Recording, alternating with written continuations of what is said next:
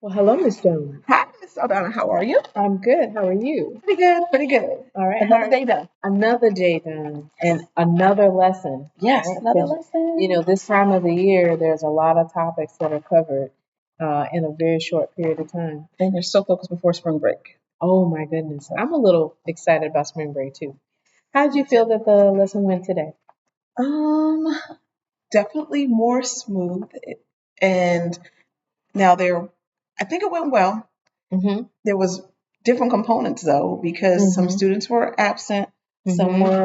were behind, and then the pacing of it was interesting because some of the other classes were just touching on this, Mm-hmm. Mm-hmm. and this particular class we got further along Then the than rest the other of them. classes. So that was Mm-hmm. a little bit of a stop and go for me. So, on the theme of pacing, Mhm. especially when we are going through the process of, because you did a great job of planning out the lesson, understanding what the Thank you. standard was Mhm. requiring of them, is this is the tricky part when you don't have one stationary class, when you have multiple classes, Yes. and you're trying to keep track in your notes with what you've covered, what you haven't covered, Mhm. but also each group of kids, because in total, we're talking about almost 100 kids Right. that you're interacting with. Mhm. So you're trying to anticipate what the needs are and looking at a lot of the little dipsticks that we use as formative assessments, like when Yes. you're asking questions, when you're asking for thumbs up, thumbs down, Mhm. when you're looking at the completion of assignments and listening to the discourse that's happening at the tables, you're taking that and you're trying to build a picture of, okay, how quickly can I move through this material or should I move through this material? Right. Who do I need to slow this down for? And so those questions that you were asking in the beginning were very, very important. You were making sure that the student who had been absent was going to be able to keep up and still gain the same information. Right. We were very lucky because this is a student that actually reads the material at home. This is the different benefit of having a digital classroom because it's accessible at any point in the world at any time by any student.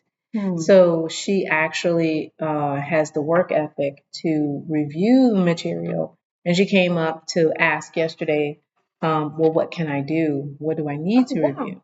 And so, because everything is in the Google Classroom, and that's the benefit of that technology piece. Right. And I know it is a lot to tame because each system has different programs that they use. But it definitely embrace the Google Classroom. You've come really far with that. And you're Nice. already a member of the Google Classroom. So you're Yes. able to look at the student work, which you do, which is great. This particular student took advantage of that, looked at the material, prepared themselves. So as you were going through the lesson, she was like, these are the things I need to do. She has her own checkoff list. Nice. And it's nice when you have those different levels.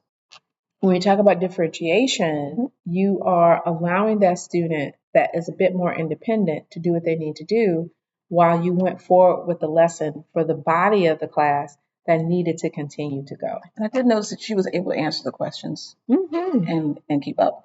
I Mm-hmm. was concerned about some of the students who were a little bit behind, Mm-hmm. but during the class you addressed that, and I appreciate that because Yeah. trying to balance it where you don't want to leave anyone behind. We Mm-hmm. want to touch on the information so they know what to do, and even going through the lesson, just I agree with you that it's better to just to keep asking and checking as opposed to leaving people kind of in a lurch. right. You did recognize that there were a couple of students that the things that they were behind on were things that they could address individually with you or with me during an advisory session. So I really liked hearing that because those students, as far as that, the legwork that was required to do that assignment didn't change their understanding of the rest of the lesson and it didn't change the input that they had for the rest of the lesson. So you were like, hey, you guys can address this part that you need to put into the document.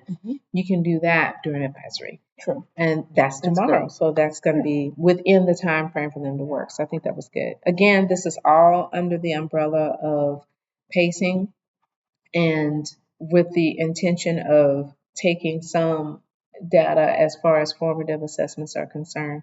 So that as we move closer to a larger, more in-depth formative assessment, the CER, and then finally the summative assessment, which is going to be the unit, finishing up the unit, and the topic itself. Yes. So yeah, I think it's going well. That is just, I would suggest as we move forward with this class, that if you're starting, because I saw you started to sense that, okay, they got this, Right, but right. I'm in the middle of what I had planned to do, and flexibility with your planning and a little grace Yes. for yourself. Because as Not you, bad. Not bad. yeah, like you have a whole plan and you're like, but that's gonna, if I don't do this and I do this other stuff, it's gonna throw off my plan for the next day. Mm. We'll just replan the next day. And that is, sometimes that's a part of it, is that because that is also a part of differentiation and Right. figuring out and using your formative assessments to inform your instruction. Right. So as you're going through the lesson and you're like, because I saw your eyes, you're like, okay, wait a minute. Yeah, where are we compared to the other ones? And then for those who had seen the lab and were a part of the other class, okay, what do they retain? And that's when we switch gears to let me ask them questions now. Instead of me trying to feed them the information, let me know what you remember and what you recall from it. Yeah. So that seemed like it was good because it does seem like they needed a refresher in order to move on to the next topic where you had the questions and then they had to answer them and then rotate. And then also the vocabulary. Yeah. So it was a lot of components. It's a lot of together. components, but it's nice when you're able to connect them and you are able to have the kids make connections between each piece. So I like the way that you have the lesson set up because it keeps them doing a little something different. Because this group, as you mentioned a couple of times, this is your after lunch group. Right.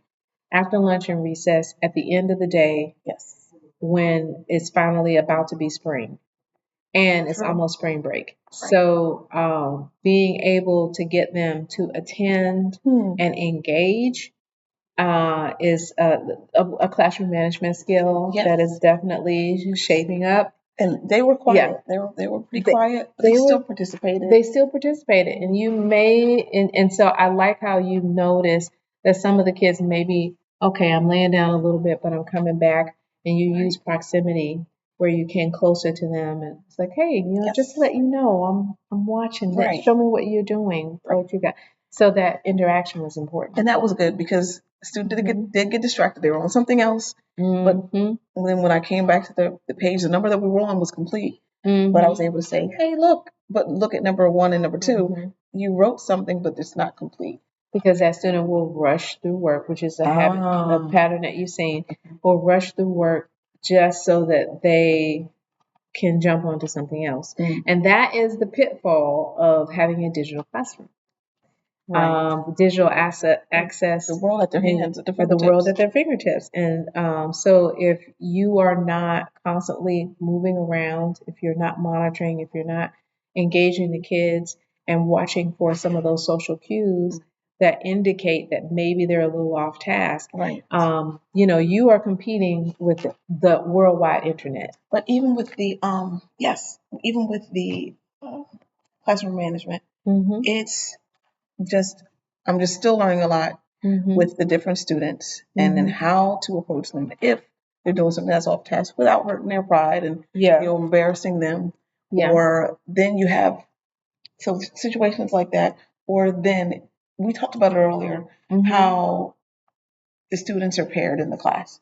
How the seating is intentional. You've got stronger students who might know the answers and be more vocal, and the quieter ones. And then certain students who think they have all the answers, but they're missing the point that their partner might have some information that they may not have, a different perspective. And each topic, everybody has a different level of strength. So it always is, I think, surprising to a lot of the students because they get used to a lot of times being considered only in one dimension. Right. Like, well, this, I'm the smart one, or I'm not the smart Yes. one, or I don't ask questions, I don't talk, I let other people talk. And so putting them in different positions where they have roles that they play, Right.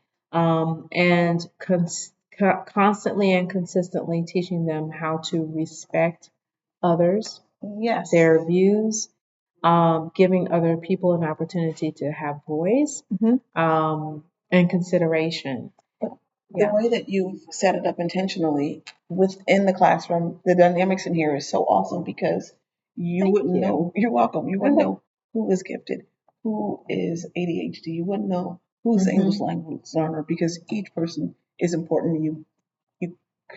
You've set it up that they all have to work together. They all have to discuss. And that's, I mean, to me, like, I've been in classrooms for years, but now I'm seeing it, the connections and how to make it work instead of it just being, well, this is a problem. This one doesn't want to talk to this one. And so respecting the students, understanding their backgrounds of the learners. Then when it comes to lessons, coming from like an ELA background, I've always seen, all right, you need to have vocabulary. And that's one area. Now you need to have grammar. That's another area. And everything's been separated. But we've just put it together in a basket and wrapped it up and said, okay, here's a lesson. But just always remember when you're talking about different curriculum, and even with the teachers who've been teaching in their area for quite some time, we often forget What's that? That it's the setup is going to be very different because the needs are very different. So, like with ELA, it does lend itself to a particular type of format. All right. They're modifying that a little bit with some of the new curriculum that's come out as of late. But it's very different from the way that you may approach it nowadays with the science content that we're doing. Yes. So the science content that we're doing is heavily focused on creating a phenomenon, forcing kids to inquire and create investigations. Yes. Which is a little bit different from, when you're talking about ELA or social studies. Social studies is a little bit closer because you're exploring civilizations and history depending on the grade level. But yeah, it's really, really, really challenging to go from ELA content to science content.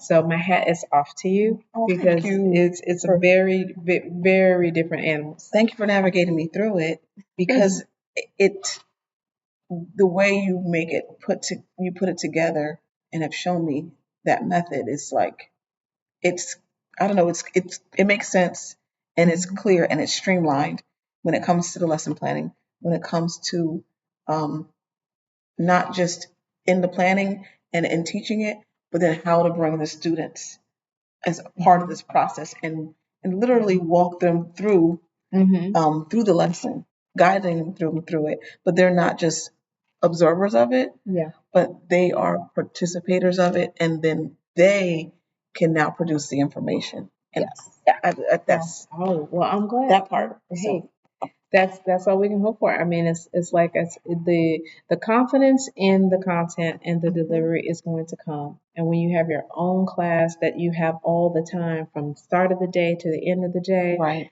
that relationship and really knowing those kids is going to be on a different level. When you're coming into an established classroom already, that's the challenge. And so, being able to embrace the process and saying, you know what, I like that process. I'm gonna flow with that. I hope that those are things that you want to carry with you. Absolutely. And thank you for inviting me into your classroom and allowing me to feel at home and feel comfortable, and trusting me. Thank you. And for sharing your wealth of knowledge and information. I appreciate it. Appreciate you. Anything else that we need to?